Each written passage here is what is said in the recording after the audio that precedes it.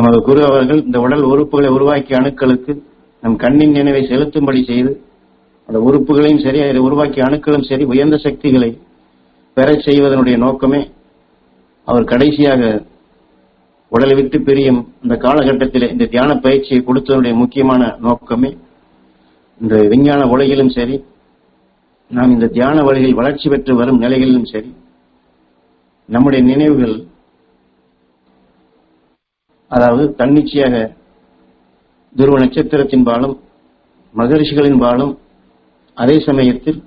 அந்த சக்திகளை நாம் பெறுவதற்குண்டான ஒரு சந்தர்ப்பமாக, ஒரு வாய்ப்பாக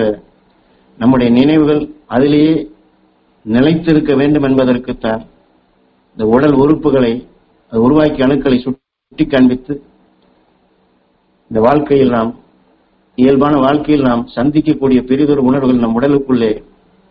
அதாவது உடலுக்குள் என்றால் தலையிலிருந்து கால் வரை எத்தனை நிலைகளை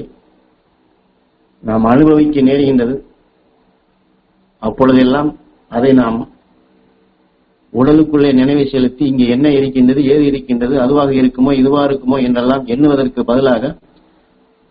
அந்த இடத்தில் ஏற்படும் அந்த மாறுபாடான நிலைகளை, அதாவது அந்த துடிப்பை, அங்கே ஏற்படக்கூடிய ஒரு வித்தியாசமான நிலைகளை அதையே ஆதாரமாக வைத்து அங்கே நல்ல நிலைகள் ஏற்பட வேண்டும் என்று அந்த உணர்வோடு நாம் நினைவை துருவ நட்சத்திரத்தின்பால் அழைத்து செல்வதற்கு அது ஏதுவாக இருக்கும் என்றுதான். அதே சமயத்தில் இந்த உடலுக்குள் முழுமையாக அந்த துருவ நட்சத்திரத்தின் பேரொழியை எல்லா அணுக்களுக்கும் பெரும்படி செய்து உயிரான்மாவை ஒளியாக மாற்றுவதற்கும் இதை நமக்கு கொடுத்துள்ளார்கள். ஆகவே இதை வெறும் நோயினுடைய அடிப்படையிலேயோ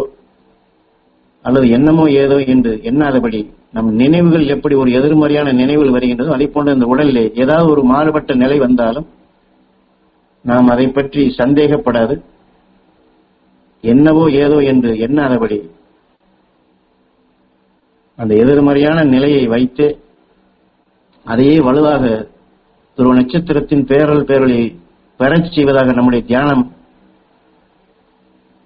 நம்முடைய சுவாசம், நம்முடைய ஆத்ம சுத்தி அமைய வேண்டும்.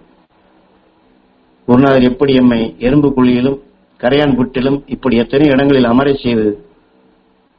அதன் மூலமாக பல அனுபவங்களை பெறச் செய்து துருவ நட்சத்திரத்தின் பேரொழி அதையே எனக்கு அனுபவமாக காட்டி அந்த ஆற்றலை பெரும்படி செய்தவர். அதை போன்றுதான் உங்களுக்குள்ளும் இதை பதிவு செய்கிறது என்று சொல்லுகின்றார். ஆகவே நாம் உடலுக்குள் சரி, மற்றவர்களுக்கு வந்தாலும் சரி,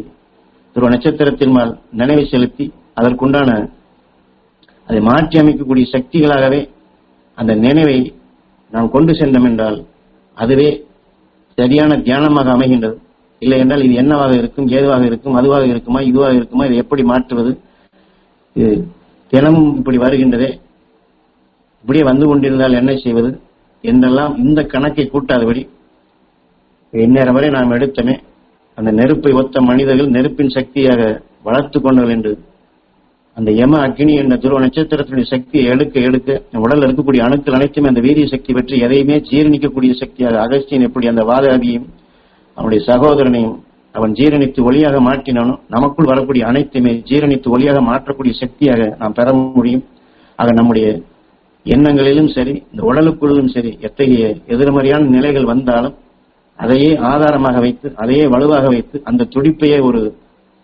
இயக்க சக்தியாக பயன்படுத்தி துருவ நட்சத்திரத்தின் பேரொழி நமக்குள் சேர்ப்பிப்பதற்கு, நாம் அந்த சக்தியை வளர்த்துக் கொள்வதற்கு, அதை மாற்றிக் கொள்வதற்கு, அதை ஒளியாக உருவாக்குவதற்கு அந்த சந்தர்ப்பத்தை நாம் பயன்படுத்திக் கொள்வோம். இந்நேரம் வரை நாம் குருநாதர் சொன்ன மாமகர்ஷி ஈஸ்வராய புதி அவருக்கு காட்டிய அருள் வழியில் அகசியன் பெற்ற விண்ணுலக ஆற்றல் அங்கே தலைக்காவில் அமர்ந்து எதை பெறச் செய்து அதை குருநாதர் வளர்த்துக் கொண்டாரோ, அவர் வளர்த்துக் கொண்ட நிலையை நாம் பெறுவதற்காக உபதேசித்து அதை நாம் இந்நேரம் வரை தியானித்தோமோ அந்த உயர்ந்த சக்தி தலைக்காவையில் அமர்ந்து குரு அருளால், அதாவது மாமகர்ஷி ஈஸ்வராய குருதேவர் அருளால் அகசியன் அருளை பெற்ற ஞான குருவின் அந்த அருள் சக்தி அது அனைத்துமே இங்கே தியானத்தில் அமர்ந்திருக்கும். அனைவரது இரத்த நாளங்களிலே கலந்து அனைவரது உடல்களிலும் படர்ந்து அனைவரது உடல் உறுப்புகளை உருவாக்கிய எல்லா அணுக்களிலும் ஞானகுரு தமக்குள் பெற்று விளைய வைத்த அந்த அகசியனுடைய விண்ணுலக ஆற்றல் எல்லோரும் பெற வேண்டும் என்று உயிரான ஈசனிடம் வேண்டி நாம் ஏங்கி தியானிப்போம். உயிரான ஈசனிடம் வேண்டுவோம், எல்லா உயிரான ஈசனிடம் வேண்டுவோம். ஞான குருவிடம் வேண்டுவோம், மாமகர் ஈஸ்வராய குருவிடம் வேண்டுவோம், அகஸ்தியரை வேண்டுவோம். அந்த விண்ணுலக ஆற்றலை அகஸ்தியன் தனக்குள் பெற்று சர்வ வல்லமை பெற்றவனாக அவன் எப்படி ஆனானோ அந்த சக்தி இங்கே தியானத்தில் அமர்ந்திருக்கும். அனைவரும் பெற வேண்டும் என்று, எல்லோருக்கும் அது கிடைக்க வேண்டும் என்று நாம் குருவின்பால் நினைவை செலுத்தி அந்த சக்தி எல்லோரும் பெற ஏங்கி தியானிப்போம். எல்லோருமே நாம் அனைவருமே ஒன்று சேர்ந்து தலைக்காவையில் அமர்ந்து குரு பெற்ற அந்த சக்தி பெற வேண்டும் என்று நாமும் இந்த குருவோடு இணைந்து விண்ணுலக ஆற்றலை இழுத்து கவர்ந்து அதை குவித்து எல்லோரையும் அந்த சக்தி பெற வேண்டும் என்று ஏங்கி நாம் தியானிப்போம்.